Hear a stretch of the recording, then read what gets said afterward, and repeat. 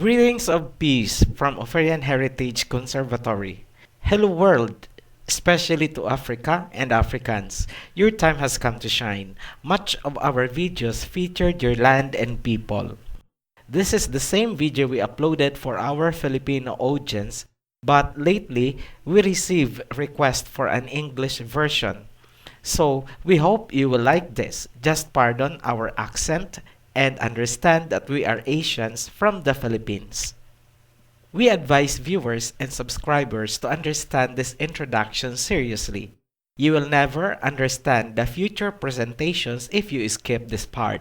We are excited because we have reached more than 5,000 subscribers in just a short period of time. Because you are there, we will continue to produce more videos. Through this introductory video, we formally open one of the most controversial and debated topic about the rivers of Eden. We can call this as the Ophirian Heritage Theory. Join us in this series of videos as we go around the world to search for the mysterious rivers of Eden. Contrary to the popular accusations against our channel, the truth is we are not copying another people's idea, and no one owns a topic to be discussed. You will notice along the way that our discussions are unique, never heard before, and challenges the common popular knowledge and beliefs. Why is it important to go back and study the rivers of Genesis? That is because there are many end-time prophecies that will revolve around these four great rivers of Genesis. So let us begin. It is written in Daniel chapter 10 verse 4, "And in the 24th day of the first month, as I was by the side of the great river, which is Hiddekel, I looked up, and there before me was a man dressed in linen, with a belt of fine gold from Uphaz around his waist." Let us focus on the location where Daniel was when he had the vision. He was on the bank of the great river Hiddekel. This Hiddekel is the same river that will dry up in the last days to give way to the three kings coming from the east, and it is written in Revelation chapter 16 verse 12. It reads, "And the sixth angel poured out his vial upon the great river Euphrates, and the water thereof was dried up, that the way of the kings of the east might be prepared."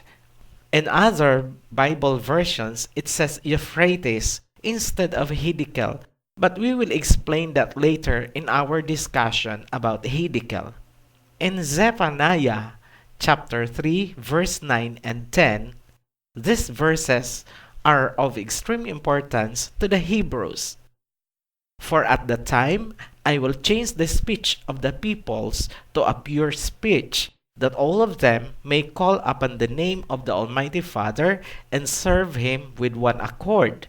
From beyond the rivers of Cush, my worshippers, my scattered people, will bring me offerings."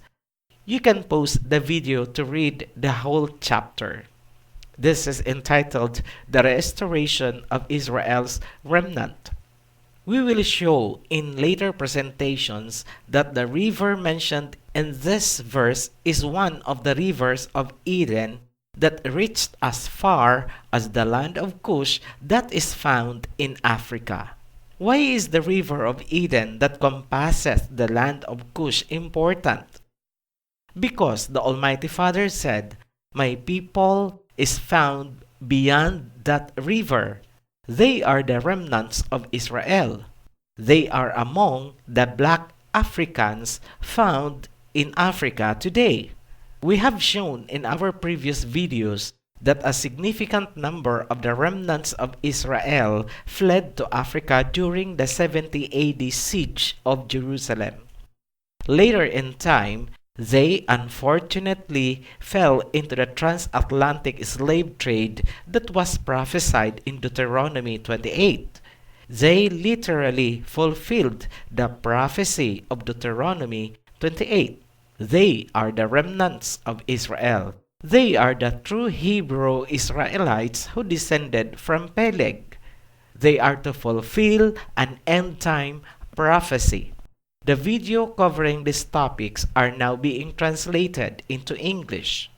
Another verse mentioning the rivers of Eden is written in 1 Kings chapter 1 verse 38.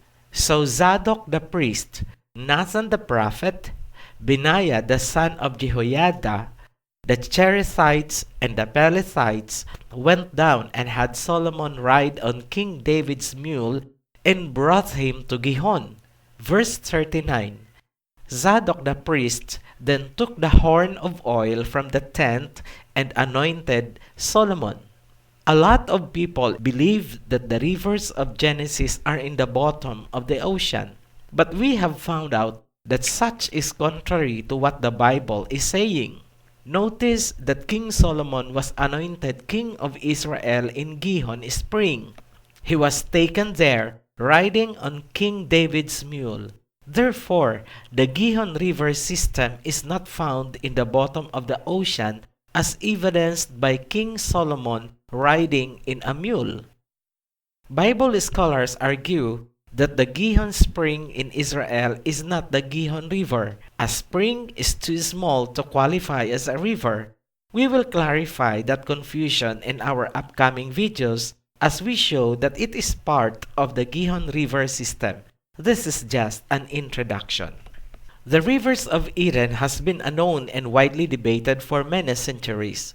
For the first time, Ophirian Heritage through this channel will reveal the mysterious rivers based on the words of the prophets.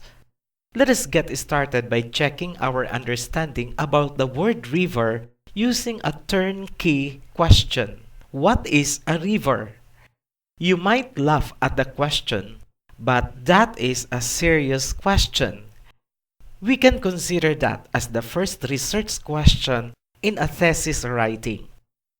That question is extremely important because that is the stumbling block of many scholars researching about the rivers of Genesis.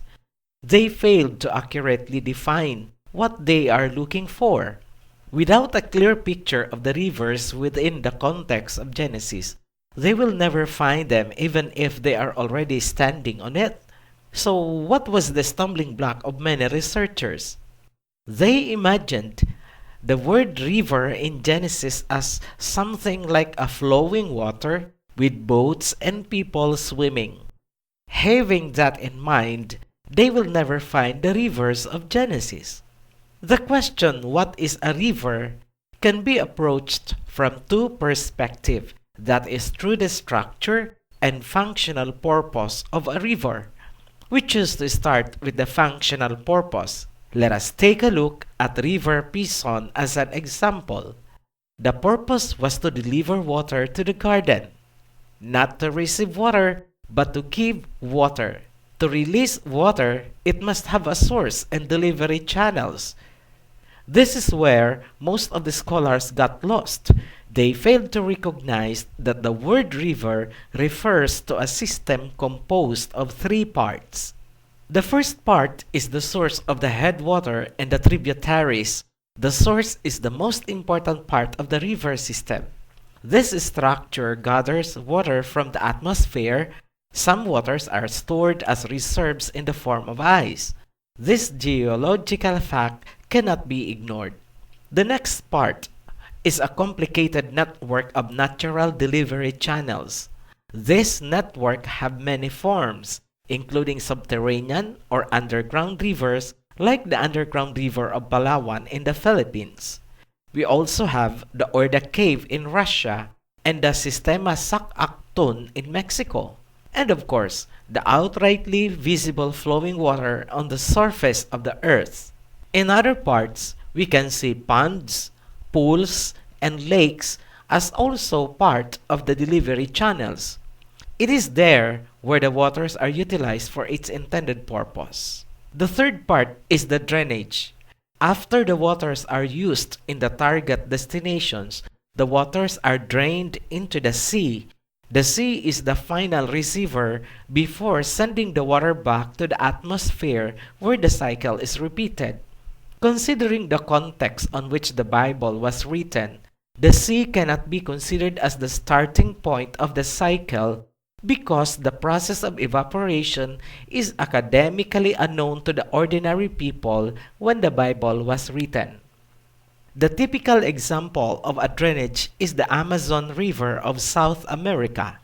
Notice that the segment referred to as Amazon River does not include the source, which is in the Andes Mountain.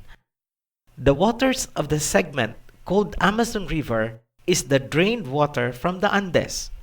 Thus, what we came to know as Amazon River should have been more accurately called Amazon drainage. Now, let us understand the biblical context of the word river from prophet Isaiah, who provided us the main foundation. It is written in Isaiah chapter 30, verse 25. And there shall be upon every high mountain and upon every high hill rivers and streams of water. When the towers fall, the moon will shine like the sun, and the sunlight will shine 7 times brighter like the light of 7 full days. Let us analyze the passage. Verses 23 and 24 portrayed a balanced ecology or environment. Verse 25 says that rivers and streams are found upon every high mountain and lofty hills. So, Prophet Isaiah pointed us to the most possible location of the rivers of Eden. We used this information and had proven it to be accurate in our search for the rivers of Eden. Prophet Isaiah was referring to the stored ice on top of the mountains as towers that will melt when the heat of the sun multiplies 7 times due to climate change. You may try to search on the internet using the keyword water tower. This is what will come out. You can see in there examples. Preserving Tibet, the water towers of Asia.